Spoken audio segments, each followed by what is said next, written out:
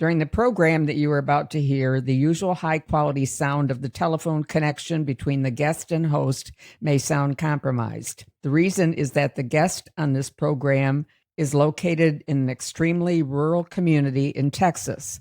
Telephone quality is limited in his area.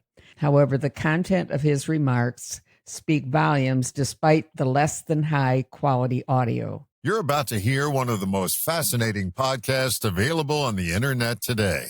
Listen in now as host John Leslie and his dynamic guests are talking about radio.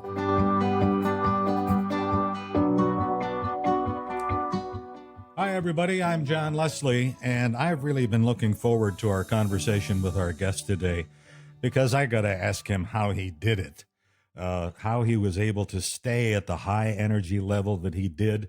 His name is Rod Tanner, and currently lives in Lufkin. But Rod, hello. You're a Texan through and through, aren't you? You've been pretty much in Texas all your life.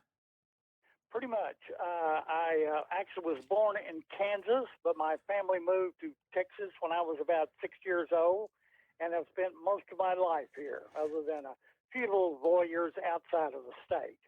Now, when your family moved to Texas, was it Olney that you went to? Yes, a little town just south of Wichita Falls, Texas. That's a pretty small town. There was about 3,000 people there. Something like that. That's about right. Yeah, and I think if I remember correctly, wasn't there back in the early 50s, you probably wouldn't have been there then, or maybe that's about the time you arrived. I think there was a pretty significant tornado through Olney, like an F5 or something like that. Yes, I was, I believe in the second grade. It was probably 1954, maybe, somewhere in that area, and it pretty well took about half the city out with it. It was a bad tornado, very bad. Well, Olney is one of those towns, those Texas towns that you see in the movies, like in A Midnight Cowboy or whatever. It just looks like that kind of a landscape. But now, so what is a guy down in Olney, Texas? How do you get around to wanting to be in radio? Or did you go directly to radio or what? That's a good question. I think it was because I kind of fell in love with radio very early in my life, and there was a station in Wichita Falls, which was just north of us, that I listened to very early. And then, as I grew older, I discovered KLIF in Dallas, which I listened to during the day. And at night, I listened to KOMA in Oklahoma City and WNOE in New Orleans. New Orleans, yeah. And that really got me interested in radio. So were you one of those guys like me and everybody else listening who got a transistor radio and after lights out and listen to it in those faraway stations and say, that's not radio, that's magic? I know. In fact, and then I discovered WLAC out of Nashville, Tennessee, and at night they played a lot of black music, and that's when I really fell in love with the music. That was great. So how did you get your foot in the door? Well, radio, the reason I even got into it, as a kid, I really loved radio, and I was attracted to especially the jocks that were funny and entertained me. But what I really wanted to do when I got out of high school, I was such a fan of stand-up comedy, and I wanted to do that, but yet here I am in little Olney, Texas, and I had no clue how you got there. That was beyond me. Mm-hmm. But what was accessible was radio. I thought, well, maybe that's a stepping stone I can use to get there. And once I got into radio, I really enjoyed it, and I liked it, and I just kind of stayed. But you incorporated your comedy into your radio programs. Right. I always use that very much. As you can tell, I don't have a big baritone radio voice, so I had to use a lot of humor and a lot of different character voices and stuff to really get going. And eventually, the funny thing is, I eventually ended up doing stand-up comedy many, many years later after I'd left radio. Wow, that's great. Yeah, because I had, as I said earlier, I had no clue how you did that. From Albany, Texas, okay, how do you get to be a stand-up comic? Like I said, I got into radio, stayed there, and that was a fun thing to do. And then after I'd been actually out of radio for quite a while, it was in the 90s, early 90s, I was living in Houston and decided that I had to give it a shot to see if I could do it. And I did. And worked all of the comedy clubs in Houston and worked in San Antonio and all around the state. And at that point, when I was contacted by some people, when Jay Leno first took over the Tonight Show, and I wrote material for Jay for about 2 years. Oh man, what a great story! Yeah, that was really a interesting thing, and I enjoyed that. I lived there in Houston. I was still in radio, and then I'd bang out a few jokes to him and send them to him every week, and that was really quite fun. Jay paid $50 a joke. Is that right? Well, it's worth writing a joke for. Well, I want to spend a little. It was fun. I want before we do that because I have a relationship, personal relationship to that's not that particular story, but I have always enjoyed doing stand-up comedy. I never really perfected a routine. I could have. I am as comfortable on stage in front of 50,000 people as I am in a radio studio.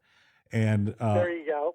But I want to ask you about now. What was the progression then? Refresh my memory. It kind of escaped me. You got your first radio gig where? What in what city? Yeah, I got my first gig in the little county seat away from Albany, a little town called Graham, Texas, which was just a little bit larger than Albany and had a radio station. And I somehow or another convinced them into letting me give it a shot, and I worked there for about a year or so. Ended up in Arkansas. How old were you then when you first started? I beg your pardon? How old were you when you got that first radio job? I was married at the time. I was in my early 20s. So I started later than a lot of people that got into radio as teenagers, you know. I had literally gone to college, got married, came home, was in business with my father, which I enjoyed very much, but I just couldn't quite shake loose that urge of wanting to entertain or do something of that nature. And there was a little radio station there in Graham, Texas. They actually hired me, and I got hooked on it there and ended up in Arkansas and worked in Pine Bluff, Arkansas. Ended up being the program director of the station up there. The good part about Pine Bluff was I followed the guy in there that the PD that was before me was Buzz Bennett, who became quite a radio personality in New Orleans. And Buzz would come back every so often. I learned an awful lot from him. And then I moved back to Texas, got a job in San Antonio at KONO, and stayed there 3.5 years. Now that's a pretty, that was a really well-known station in those days. Yes. We had a really great ongoing battle between KONO and KTSA were the two big stations there. KTSA was a McClendon station, and I really enjoyed working there. Worked with some great jocks there at KONO. Now, I just lost what I was going to ask you. Were you doing mornings at KONO? I'm sorry, I didn't understand. Were you doing mornings at KONO? Oh no, I did nights at KONO.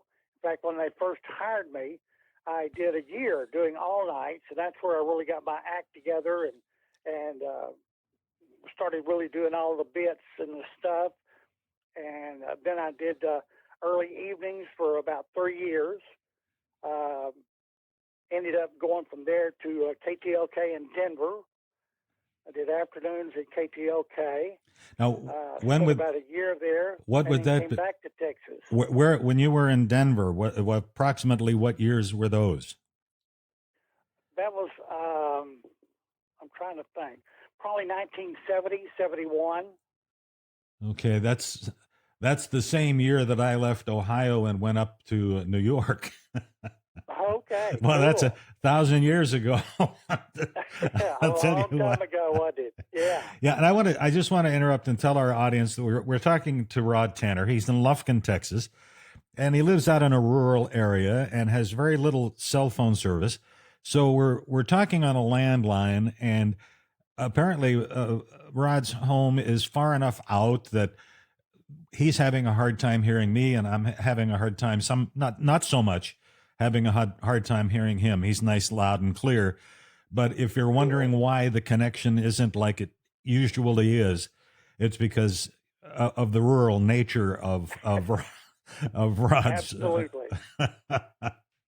All right, so you left Denver. Now that's a good gig. Denver's a nice town to work in. There were some big stations there. Kim in Denver was a hot top 40 station there. My boss, Glenn Bell, worked there. His air name was Boogie Bell. Boogie Bell. Yeah. I knew a number of the people that did work at Kim. Randy Robbins, and I ended up being a good friend, and Brant Miller was there when I was at KTLK. And then Brant ended up at Cliff in Dallas, and we became good friends there. And later, Randy Robbins and I, who was the big jock in Atlanta and Dallas and all over, we became good friends. We had met in Denver, so that was a good place for me. So then you left Denver, and was that when you went back to Fort Worth? Yes, I came back to KXOL in Fort Worth. I did afternoons there for a while. I was in Fort Worth about a year, and then Houston called, and I ended up in Houston, and I did mornings at KRLY for about 3 years. Well, let's go back to KXOL for just a second, All right. if we can. You say you did afternoons there, and Yes. and I've got a little thing here. I just want to play a little bit of your when you were at KXOL. KXOL, M47 Weird Rod, right here on the inside, little old tiny radio peeping out at you. I'm just a peeping rod, man. You ready? I'm Weird Rod. I got an earful of Boogaloo. KXOL, 1131 in the city with Weird Rod on the radio. None of you may be out there grooving around. 'Tis the holiday season. Got a blind date, so I'm gonna give you a little tidbit for you. Just how she gonna react. Now, if she's sitting right up next to you, she's ready to go to country. If she's kissing all over your neck, breathing hard, she's ready to go to town. God, no. Rod Tanner, 6 to 10 a.m. mornings, 10 years experience, including KONO San Antonio, KTLK Denver, KXOL Fort Worth. Prototype of FM rock and roll comedians. K-I-L-I. Does that bring back any memories there, Rod? It does. It does. I have to. A good thing for me, a real great memory for me, when I worked at KXL, is one of my all-time heroes was George Carlin. Yeah. And George Carlin worked at KXOL in the very same studio that I worked at, and that was a thrill for me. I'm sure it was. And didn't Roddy work there as well? He did. Rod was there, and there were a number of other guys that came through there that went on to, bigger markets and career in radio. Well, Rod, I got to ask you, did people ever say you were Wolfman Jack-like? I got that 2 or 3 different times, and another person I was compared to a number of times was Jackson Armstrong. Jackson Armstrong. Now, Jack Armstrong worked out of Buffalo, and Pittsburgh was really his big markets.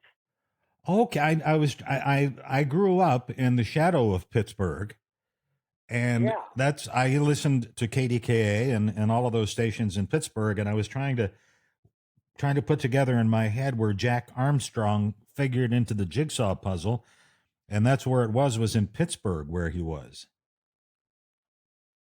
I'm trying to think what years he was there. He was there when I was in San Antonio, so that would be sometime in the early 70s, probably between 1970, 71, somewhere in that area. Well, and I can't remember if he was in Pittsburgh then or Buffalo. Well, what I want to ask you, Rod, is about that presentation, that little piece of air check that we just heard. How much show prep did you have to do? You didn't just ad lib that crap. I mean, it was you had to put that together. To be honest, I did ad lib most of it. It just hit me with whatever was going on at the time.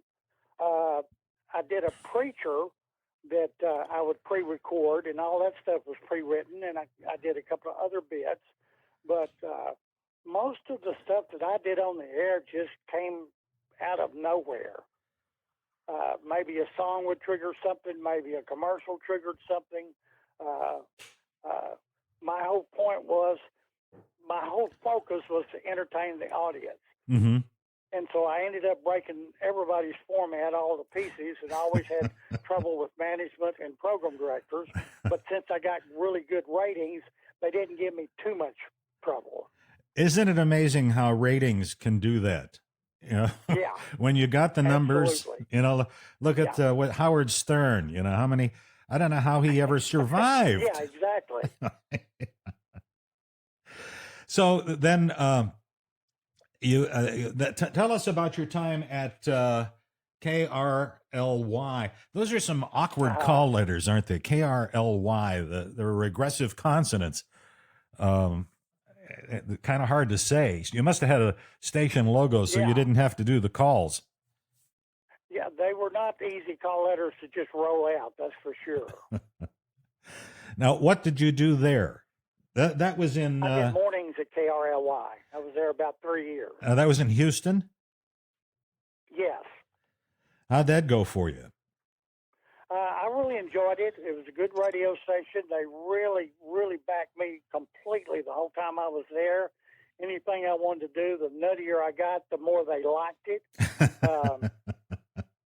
And it was good for me and good for them. I had good ratings at the radio station. Of course, Kilt was still the big gun there even then, and KRBE was a big station there. But I really enjoyed Houston, and I enjoyed doing mornings there. When I left Houston, I ended up going to Corpus Christi as the general manager of a new station that I put on the air from scratch. Wow. KOUL down there. How unusual is that, going from the morning jock to being the general manager?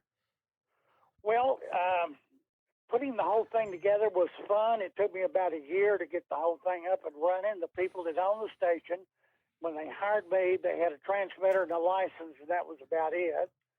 I went down there and figured out what format I wanted to do, and then I staffed the radio station, put it together, got it on the air, and didn't like wearing the three-piece suit. That wasn't me. I enjoyed being on the air. And once I got it up and running, in fact, ended up being number one within about 6 months. Wow. I moved back to Houston. And that's when I pretty well got out of radio at that point. Well, back to your general manager's job, then you get these guys coming in there, your air staff coming in, and we all have egos, the whole batch of us. And it gave you a chance to say to them, "Don't tell me." You know, I've been through it. It was I enjoyed the part of really kind of putting the whole deal together because it was brand new, and they let me come up with the format and the whole 9 yards. But I was not a three-piece suit guy. Yeah. I was not management. I didn't care for that. I was bored with it, to be quite honest. And like I said, that's when I ended up moving back to Houston. And then that's when I went to work for Atlantic Records. I spent 8 years working with them. Now, what did you do with Atlantic Records? I did promotion. Was that a good gig? Yeah, I really enjoyed it because I worked out of Houston. I covered most of Texas. And, of course, my main job was getting radio stations to play our records. Mm-hmm. And I had either worked at practically every station I called on or people knew me. I was well known from radio, so I had a lot of credentials going in, plus the fact I had been music director at a couple of radio stations. I knew what it was like to sit on the other side of the desk, and I also knew a lot about how to get records played, and that's because I knew what the radio stations did, what they were going to play and what they weren't going to play. And even though Atlantic might be pushing me to press some record at some certain radio station, I knew because I knew the radio station, they'd never play it under any circumstance.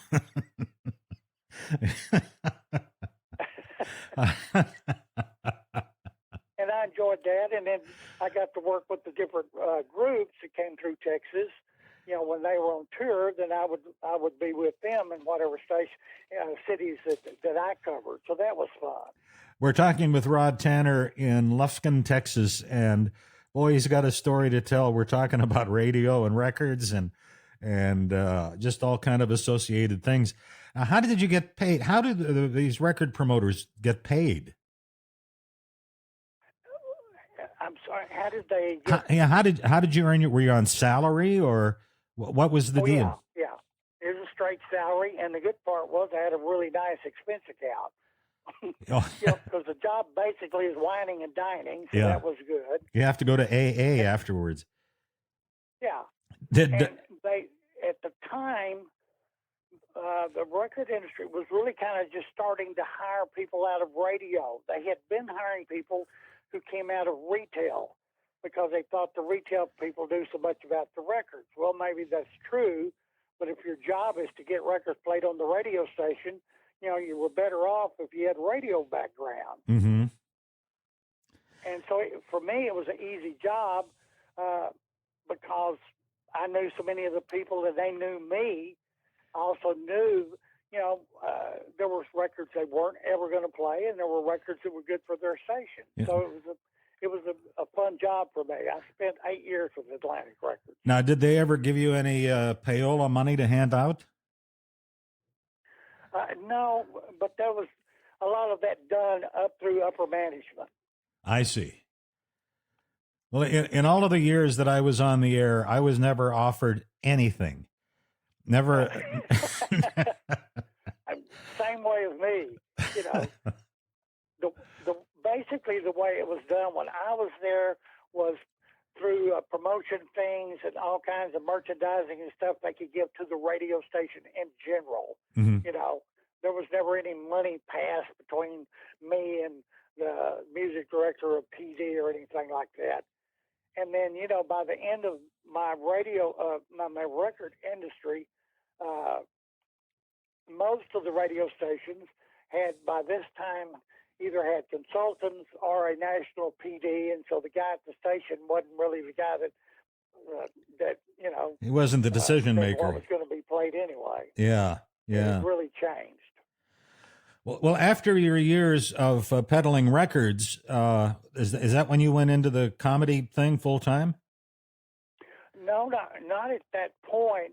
In fact, at some point when I was still with Atlantic, I ended up in the studio doing some producing. In fact, I produced Roy Head's last major record contract.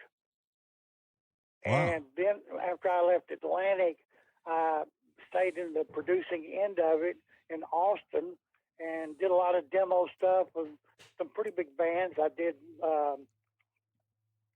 Blue October's major first record thing for MCA and a number of other people that I did a lot of demo for. Well, this is pretty exciting stuff, Rod. I didn't realize that I was talking to a really big-time guy. Well, I have to say I've had quite an interesting lifetime so far. That was when I was in Austin doing the producing. When I came back to Houston, I had a couple of bands I was managing, and I fiddled around with some things like that. And at that point is when I got talked into going back in the radio, and I did about 5 years at KILT middays, and I did it because it kind of worked out handy for me. They wanted me to do middays. There was no production. It was Monday through Friday. It was a pretty decent little salary, and it was 4 hours of my day, so it was no big deal, and I could still deal with the bands and the other stuff that I was doing. Well, that's and you did that for how long? You say 4 years? I was there probably 3 years, I guess. Yeah. No, I take it back. I was there 5 years. 5. And then when I left KILT, got out of radio, which was, I think from 90 to 95. And for the first time, I sat down and started writing. In fact, that's when I writing. Are you there? Yeah, you kind of disappeared on me. You started writing. I started writing and ended up writing my first novel. I've written 2 novels so far, and I got lucky with my first one. It was a bestseller, sold all over the world. I was thrilled with that. What's the name of it? Surge. Surge? Surge. It's basically, the centerpiece of it is it's fiction, and the centerpiece is a Category 5 hurricane hitting the Houston-Galveston area dead on, which has never happened. But ended up being a pretty good. Like I said, it was a bestseller. My little claim to fame, I was number 1 on Amazon for a whole week. I've seen it on Amazon. Yeah. That's pretty cool. And my second book was Double Fault, which I put out a couple of years ago. It didn't do as well as Surge, but it was fun. Yeah. So give us we've got about maybe 5 or 6 or 7 minutes or however long. All righty. I'm really curious about your comedy time when you were on stage. How did you finally get that done? And you wrote your own material, I guess. Yes, and it was because that was what had triggered me to try to get into radio all those years before, and I didn't know how to do it. I didn't have the courage to do it, and at some point, I finally decided to give it a shot. The Comedy Workshop there in Houston was a pretty big comedy club, and a number of big comedians had come out of there. And on Monday nights, they had their little open mic night.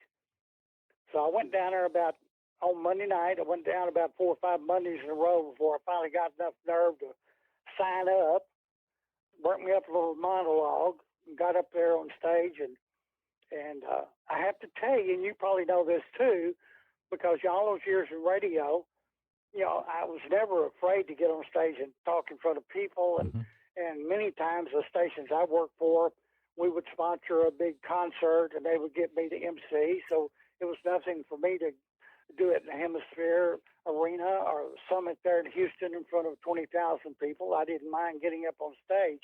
But I'll tell you what, to go into that little comedy club and get up on that little bitty stage in front of about 30 people and try to make them laugh with my material was the scariest thing I ever did in my entire life. There's nothing like silence. But it was also one of the most rewarding things that I'd ever done, And as you well know, in radio, you don't get that instant reaction back. I mean, somebody may call you on the phone and say, "Oh, that was great," or you run into somebody a week later and, "Man, I was driving to work. I heard you say so-and-so, blah, blah, blah." Yeah, and really laugh. Well, that's a delayed reaction, But to be there on stage and make people laugh and get that instant reaction was just absolutely phenomenal for me. I loved it. Well, I've always enjoyed that too, and the one thing I lacked was the dramatic flair, the physical drama that has to go along with a good comedian. And for a number of years in the upstate New York area, I was the master of ceremonies for a comedy club that was a political fundraiser every year for a state assemblyman. And he always had fun events to raise money. And so I was the master of ceremonies, and that we would bring in professional comedians from New York City to perform, and there would be 4 or 5. And of course, I had to do some comedy between each of their acts. And my goodness. I had to do an opening monologue, and then when the first one was done, I had to have something funny to say, and sometimes I got better reaction from the crowd than the comedians did, but I watched them. I would stand off, behind the curtain, off stage, and I'd watch these guys with their dramatic flares, with their arms and their legs, and I didn't do that. So this one night, one of the big name comedians, and I'm embarrassed to admit that I can't remember the guy's name, but he was the headliner. And afterwards he came over to me and he said, you are just as good as Bob Newhart. Oh my goodness. And I thought, what a compliment. And Newhart does not have those dramatic flares. No. He just goes out there and sits on a stool. Yeah, very monotone. Yeah. And I thought to myself, well, maybe this isn't so bad after all. That's a great story. I love that.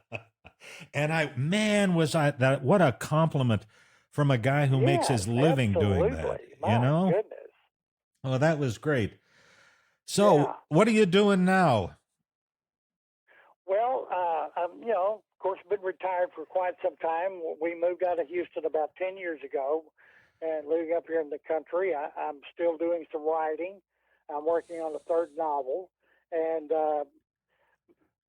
most of the time I do nothing as much as possible. Well, I got up my deal for many years was morning shows, and so that meant getting up at 4:30 in the morning, and I was always the first one to leave the party at night if I went to the party, and taking naps every afternoon, which I don't do anymore, but there's still part of me that likes to be able to shape public opinion. I was not the high energy kind of guy that you were. I was more broad-based lifestyle. The whole family could listen and participate and call in, and I still miss, and it's that ego I talked about earlier. I still have it, and we live in a retirement community in Central Florida, and people don't come up to me and say, "Hey, that was a great bit you did yesterday."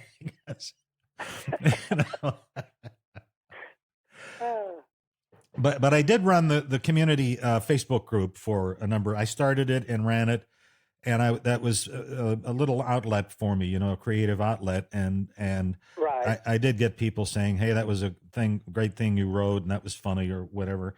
And so now I'm getting my kicks doing these podcasts. I don't know whether you've had a chance to listen to any of them, but we've had no, but I will. I'd like to listen to good podcasts, so that's good. Yeah, we've had John Records Landecker. I don't know whether that name is familiar. Oh, yeah, John was. I listened to John on the radio out of Chicago. You bet. WLS. He was a great interview and a great gentleman, and then we've had some really super people on, and you're one of them. You're a real spark plug. I mean, you got. I can hear it. I appreciate that. That's a great compliment. I appreciate that. I can still hear that you've got it, and you're right there with your answers and your memory of all of the things that that went on. And I'll tell you, I started writing a blog about 10 years ago. I don't do as much on it now as I did at first, it's called Sleeps Till Noon. One word. Sleeps till noon. Sleeps Till Noon. Okay. And I guess I started about 10 years ago. And like I said, I don't write as much on it now as I did. It was read in about 40 countries at one time. Wow. And that's where it kept me kind of my mind going. And it was just some goofy little funny stuff that I would come up with. So you can kind of see some of the humor and some of the stuff that I did there. Like I said, I don't do near as much on it as I did for quite a few years. I put about 3 posts a week up for probably 10 years. So there's a lot of material on the internet, but that's about it anymore. Well, I wanted to tell one little story, and then we'll finish up here. When you spoke about the news station that you managed in Corpus Christi, which is one of my favorite cities down in Corpus Christi. My wife and I used to take our motorhome down there, and we had friends that lived in an RV park. Yeah. And San Padre Island is right there, and we always enjoyed that. But you talked about the news station, and I was working in Kansas City. I was doing mornings at a country station in Kansas City, KCKN, and we were struggling against the giant WDAF, which was an established country music station, and we were just beating our head against the wall. And a group of investors, one of whom I knew, put together the money to get a new license. And the calls were KFIX, and it was going to be a brand new radio station. And they contacted me and said, we're going to put this station on the air. We want to hire you away from KCKN, and we want you to do mornings at KFIX. And they said, we're going to hire a guy who currently works for the Kansas City Royals. He had been in radio, but he left a station in Kansas City, and he now works for the Kansas City Royals, and we're going to bring him over to do middays. His name is Rush Limbaugh. And they said, we've got an afternoon guy, but we don't really have our hooks in him yet because he's got an offer in Miami, and we're not sure that he's going to take our offer. His name is Larry King. Larry King.